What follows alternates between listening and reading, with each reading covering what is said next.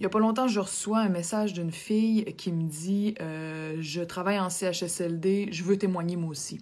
Je dis vas-y, écris-moi, je les lis toutes. Elle me répond ben finalement, je l'ai déjà mis sur mon mur, c'est en train de devenir viral, mais j'aimerais beaucoup ça que t'en lises des extraits comme t'as fait avec d'autres témoignages. Je m'en vais sur son mur. Elle s'appelle Amina Kilaji. Je lis son statut et je finis en larmes, en grosses larmes devant mon écran. Et je lui réponds, je te promets, je vais te faire ça. Et je m'exécute aujourd'hui. Je vais être franche, j'ai eu le culot de penser que j'avais fait preuve de courage quand j'ai pris soin de ma mère de 14 à 17 ans, ma mère, qui était paralysée des seins jusqu'aux orteils. Je suis née ici d'une mère québécoise et d'un père marocain. J'ai grandi ici comme grandissait tout le monde dans les années 90. Et ma mère est décédée après 3 ans d'un cancer des os. On ne peut plus violent.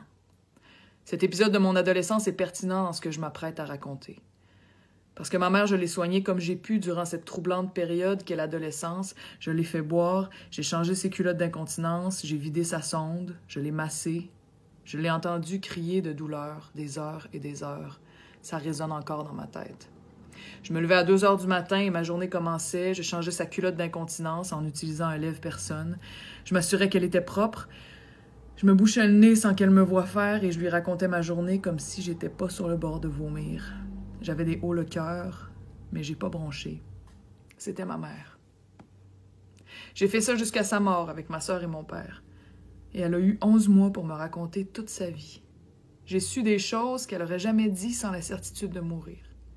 Elle m'a tout dit, dans l'intimité de mes mains malhabiles qui massaient ses jambes, même si je pleurais en le faisant.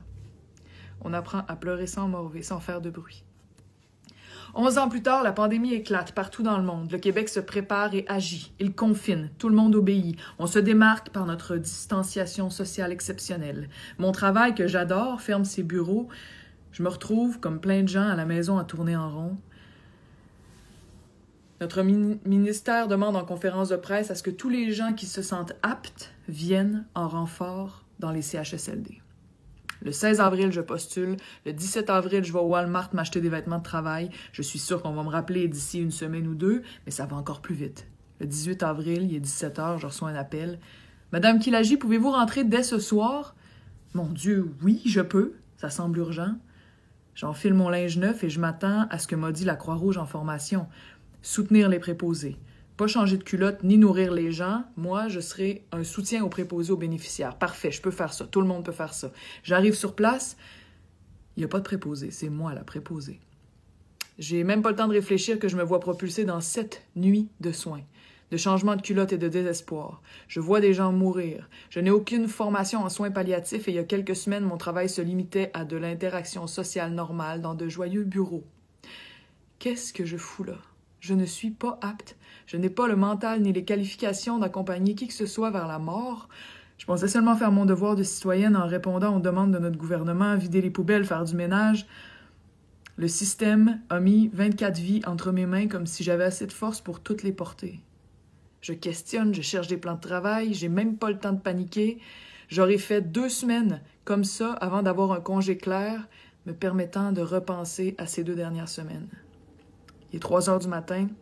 Je viens de passer 2 heures au téléphone avec un ami qui m'a dit d'écrire. Je pleure, j'ai mal partout. Je comprends moi-même pas vraiment ce que je viens de vivre. C'est ça la réalité des gens que vous entendez pas à TVA. Des citoyens volontaires propulsés au cœur d'un lieu de mort d'une pandémie qu'on ne comprend pas encore. J'ai passé 2 semaines à changer des culottes pleines de pisse et de marde, à faire cuire des toasts en 2 protocoles de changement d'uniforme pour des gens que personne n'a fait souper la veille. Imagines-tu? Payer de l'impôt toute ta vie et ne pas souper. Je ne pensais jamais faire cuire des toasts en colère, mais c'est ça que je fais. Je pleure et j'étends du beurre avec un couteau de plastique que je maudis. Je change la culotte pleine d'un monsieur qui me dit, pendant que j'essaie de lui faire oublier que je suis les 2 mains sur ses fesses à faire décoller des selles séchées, « Madame, laissez-moi mourir. Personne veut vieillir comme ça, madame, laissez-moi mourir. » Je cherche du courage dans un café bu 3 heures avant. Je cherche, je creuse dans le fond de mon âme du courage, j'en trouve juste assez pour tenir durant 1 heure la main d'un homme qui mourra finalement dans une chambre beige et triste, loin des gens qu'il a mis au monde. J'en trouve juste assez pour aller au 2e étage chercher une infirmière parce qu'il n'y en a pas sur mon étage pour lui demander de soulager la dame de la chambre numéro X qui semble avoir mal, qui se tortille. Elle est en train de mourir. Savez-vous comment on meurt de la COVID?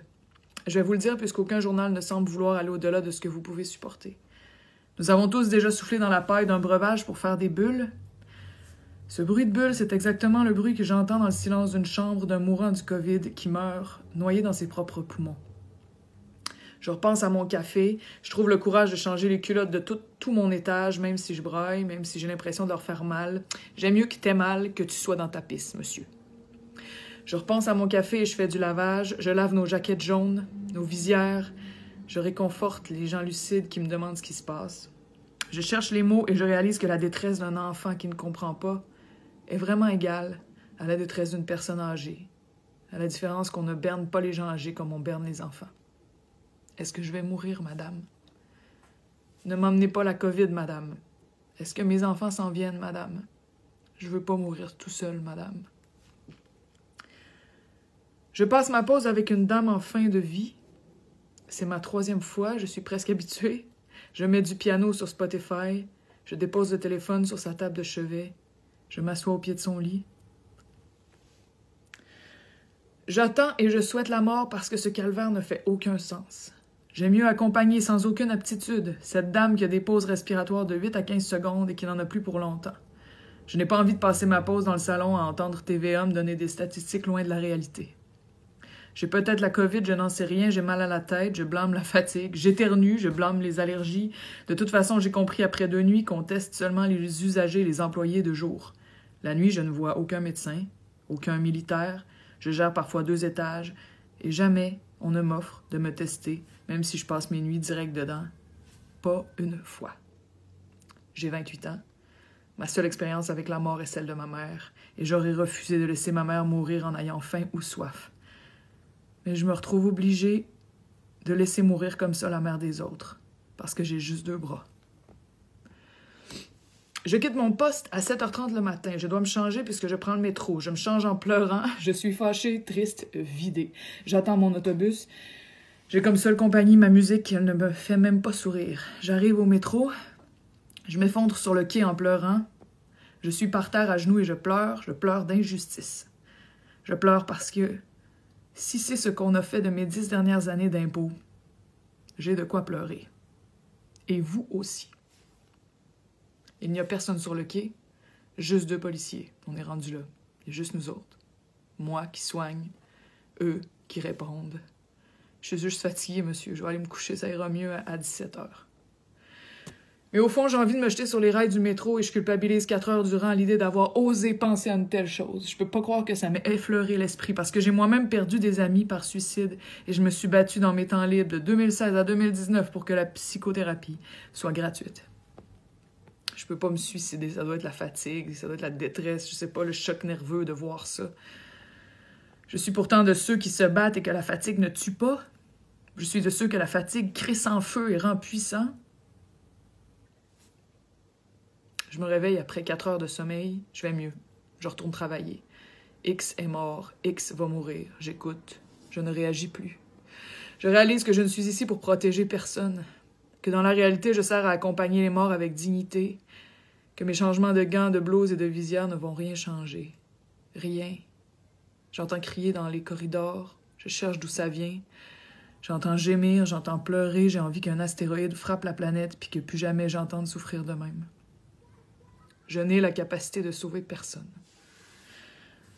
Je vais mettre vos parents dans des sacs mortuaires ou les laisser sur leur lit toute la nuit, la fenêtre grande ouverte en attendant le coroner.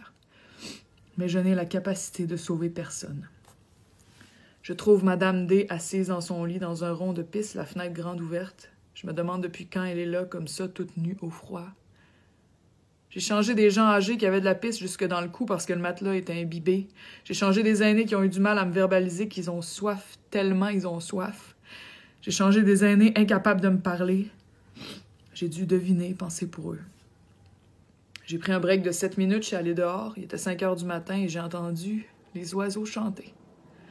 Ça m'a fait mal, ce bonheur-là auquel j'avais encore droit, moi. J'aurais voulu emmener avec moi tous les oiseaux que j'ai entendus et leur faire entendre une dernière fois.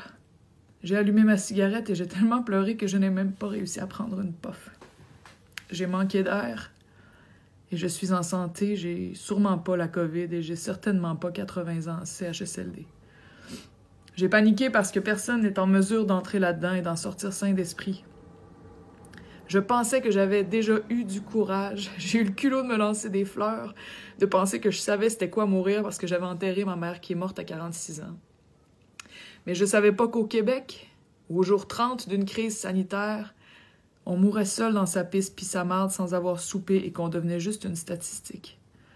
Je ne pensais pas qu'au Québec, en 2020, on pouvait mourir dans un silence si violent qu'on ne parle de vous qu'en chiffres au journal de 14 heures.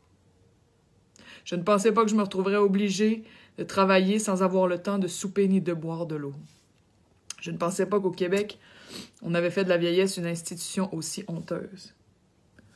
Je suis fatiguée, mais je vais y retourner et je mettrai dans la colère que je mange pour souper tous ceux qui étaient en capacité de réagir et d'agir et qui n'ont rien fait. Je ne dormirai plus jamais tranquille après avoir réduit la vie entière de ces gens à des sacs de poubelle noirs. Jamais. On grandit en se faisant dire que la vie est sacrée, mais que vaut notre vieillesse? Si rien ne change, je garantis que nous serons nombreux à mettre fin à nos vies d'une balle dans la tête une fois âgés plutôt que de devoir endurer un dixième de ce qu'ont enduré tous ces aînés morts dans les derniers 2 mois. Je n'aurai plus jamais l'audace de donner une importance à ma jeunesse. Elle ne vaut rien sans l'importance qu'on accorde à ceux qui nous ont mis au monde. Dans toute cette tornade et cette précipitation, malgré tout le travail, je m'arrête chaque fois pour chacun de ceux qui nous quittent. Je garde ma colère pour les gens qui auront un jour à répondre de leurs décisions et de la gravité de leur inaction. Monsieur Legault, vous qui vous demandez où sont les employés qualifiés, beaucoup d'employés qualifiés ont quitté le bateau parce que personne ne les a écoutés. Et vous leur courez après maintenant comme s'ils vous devaient quelque chose quand ni votre gouvernement, ni ceux d'avant n'ont eu le respect de nous écouter quand on a demandé de l'aide avant de se rendre malade et avant qu'on en arrive exactement là où nous sommes. Parce que Amina, elle a été préposée aux bénéficiaires dans sa vie passée, puis elle a travaillé déjà en CHSLD. J'y retourne cette nuit, mais l'impuissance est une violence qui brise jusqu'au fond de soi, et je n'ai aucun espoir d'être réparée de ce que je suis en train de voir. Si vous voulez lire tout le texte au complet, je vous en ai lu juste des extraits. Amina Kilaji, ça s'écrit Kilaji, K-H-I, L-A-J-I. De plus en plus d'infirmières, de plus en plus de préposés, de travailleuses de la santé, de gens qui sont bénévoles, qui sont allés prêter main forte, écrivent des statuts comme ça qui deviennent viraux. Il y a une libération de la parole en ce moment qui se passe sur Internet et j'espère que ça va continuer. Il faut que ça continue. C'est essentiel. Chaque témoignage que vous mettez public quelque part participe à une transformation qu'on a absolument besoin d'avoir au Québec. Ça peut pas continuer comme ça. Ce que ça dit sur nous, ça n'a pas de bon sens si on laisse les choses comme ça.